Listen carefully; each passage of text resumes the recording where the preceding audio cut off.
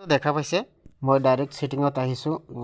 মোবাইলত যিবিলাক এপ থাকে সেইবিলাক এপ কেনেকৈ শেয়াৰ কৰিব লাগে তো সেই বিষয়ে আলোচনা কৰিম আজি তো প্ৰথমত ষ্টৰত আহিব লাগিব মোবাইল ষ্টৰত তাৰ পিছত আহিব লাগিব ফাইলত ক্লিক কৰি দিব লাগিব মই ফাইলত ক্লিক কৰি দিছো এতিয়া ওপৰত লাইন দেখা পাইছে ডকুমেন্টছৰ লগত তাতে এবাৰ ক্লিক কৰি দিব লাগিব একেবাৰে ওপৰত দেখা পাইছে 3 লাইন ইয়াতে এবাৰ ক্লিক কৰি দিব লাগিব তো মই ইয়াতে ক্লিক কৰি দিম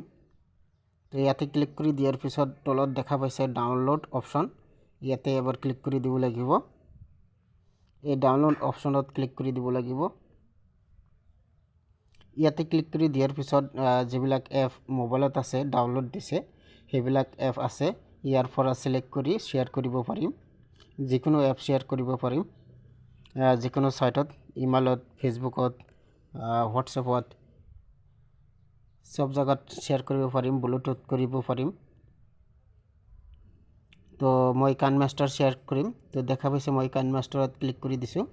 এটো অৰিজিনাল কাইনমাষ্টাৰ হয় নো ওয়াটাৰমাৰ্ক কাইনমাষ্টাৰ হয় এটো যদি আপোনালোকে ডাউনলোড কৰিব বিচাৰে তেনেহলে মোৰ টেলিগ্ৰামত যাব এই ভিডিওখন চাব আৰু লাইক কৰি দিব কমেন্ট কৰি দিব সাবস্ক্ৰাইব কৰি দিব তো মই ক্লিক কৰি দিছো এতিয়া শেয়াৰ অপচন ক্লিক কৰি দিম ওপৰত শেয়াৰ অপশন পাব